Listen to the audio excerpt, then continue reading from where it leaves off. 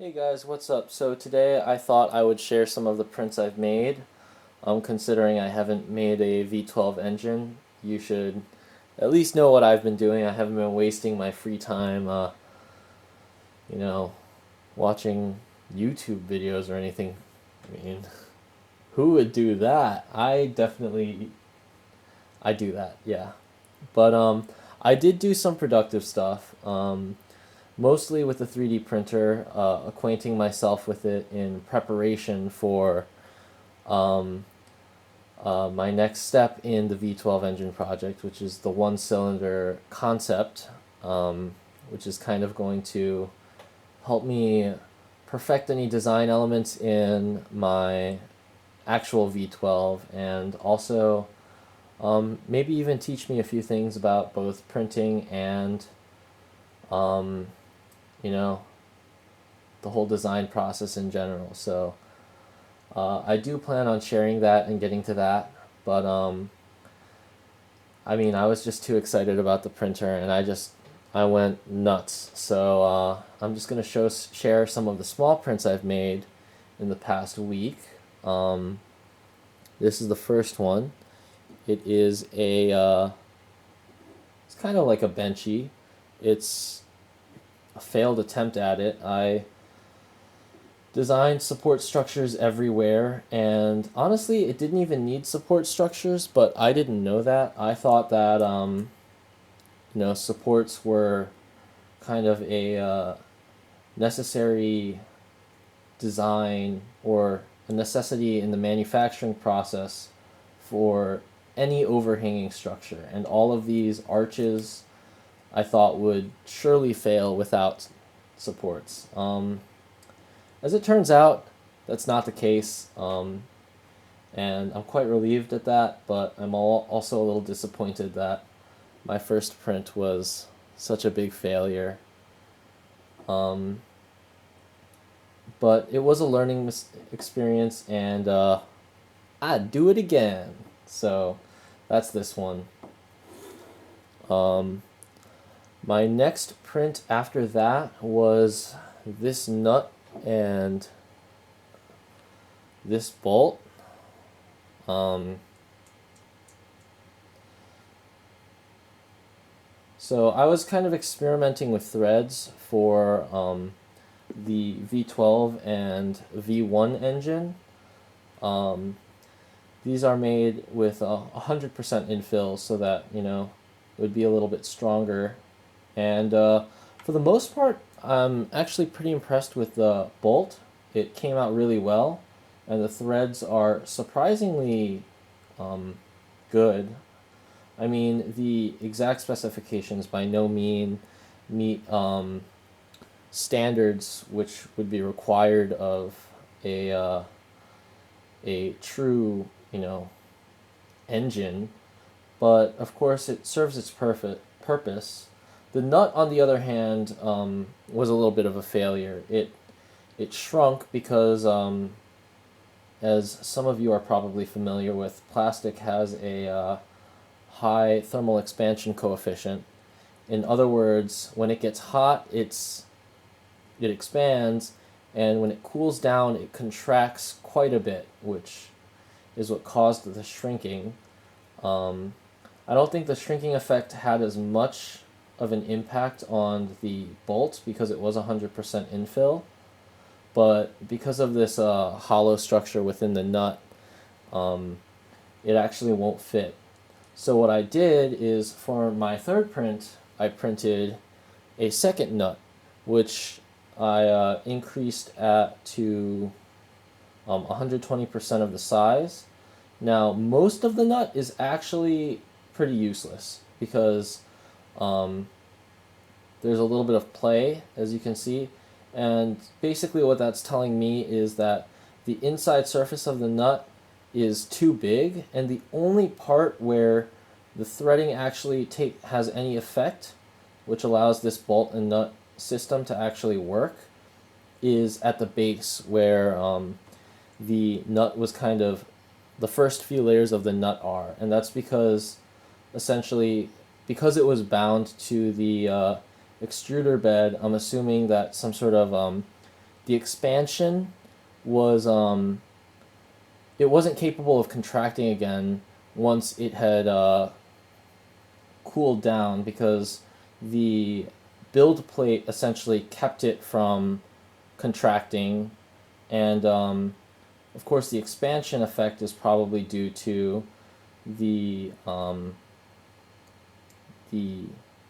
adhesion on the build plate and maybe some of the flow properties when it's melted, causing it to flatten more, decreasing this effective surface area right here. So the nut actually does work, and I'm actually pretty impressed with the quality of it and the strength, considering how small the effective surface area is. But this definitely could use some work. I think somewhere near 110%, or like a 10% increase in nut size will probably be most effective for making a snug fitting nut bolt system. Overall, I'm really impressed, and this turned out pretty good. That was my third print. I actually forgot to bring in my second print, which is right here. So my second print is this, which is a benchy made by Creative Tools. I'll leave a link in the description. And obviously this was much more successful than my first one. I didn't use any support structures because that's the purpose of the benchmark, which I later learned. But yeah, this one turned out pretty good, and I'm quite happy with it. After that, I started finding some fun things to print. I grew up playing a lot of Pokemon, and it holds a special place in my heart. And so I printed this Eevee, which comes out pretty clean. Then I printed this Gengar and this Mudkip.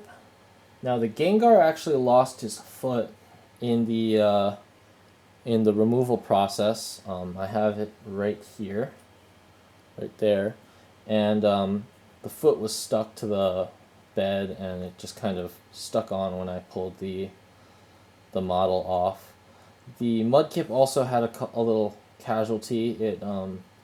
It lost its right ear, or fin thing, and I also have that right over here. So removing models from the bed is quite a challenge, and something I'm definitely going to have to work on some more. I did some research, and cooling down the bed after the print is completed, obviously not right after, as the bed is heated, but after it's kind of cooled down gradually a little bit, putting it in the freezer or putting some ice or something near it will essentially cause the model to shrink and shear the model off of the bed, which is something that I'm going to experiment more with. Here is my next print. It is a Latias. This one I printed for a friend, as with the Gengar and Mudkip. This one turned out really well, and I learned from my mistake with the first one and used the only on the build plate feature for the supports, which resulted in a much cleaner and easier support removal process. And overall, it just looks pretty good. There are some stray filaments. I found that also on these two prints, which I printed simultaneously, that when the extruder leaves the body of the print to print either another object or a separate component, in this case it's the arms, which are clearly separated from the body, and in this case it was the separate prints. Some stray filament tends to kind of wick off and create some imperfection. So I've decided to only print single prints for now. I do know that there's some tools you can mess with, like the printing speed and the extrusion temperature to help with that, but until I've kind of done more research and kind of mastered these things, I want to stick to single prints for the sake of the quality. Next I have this Lugia. So you'll see that I'm quite a Pokemon fan. This Lugia lost both of its feet, unfortunately, because once again they were adhered firmly to the extrusion bed. Aside from that, it was a pretty simple print, and I'm actually quite impressed with the strength of the bond between the at the joint of the wings, especially, because I would have expected these to fall off. Oh, my hand's blocking. I would have expected these to fall off far before the feet fell off, but alas, that is something to learn from. For both of these prints I used support features, and of course for the Mudkip because of the tail, and because the Gengar was part of the Mudkip print, Cura automatically generated supports for the Gengar as well, but those weren't an issue. Finally, I have a Kirby, which this was a single print without any supports, and this is probably the one I had the most trouble removing from the print bed, simply because it was just, there's so much surface area at the base, and I mean, it was just really firmly planted in there.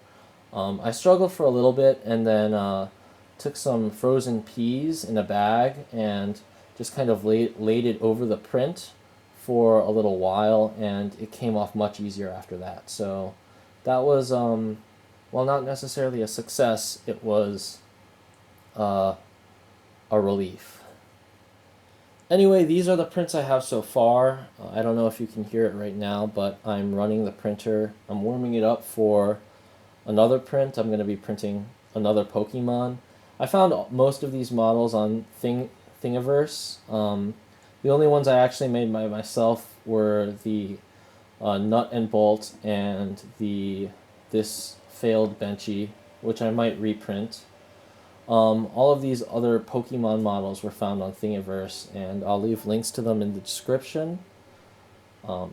Anyway, thanks so much for watching. It's been a real pleasure sharing this experience with you guys, and next week I hope to actually print some engine parts now that I have a confirmation of the working nut and bolt. I might even implement that. I spoke with a friend, and he had other suggestions as well if that doesn't work out, so I have plans. I got plans. Anyway, thank you for watching, and I'll see you all next week.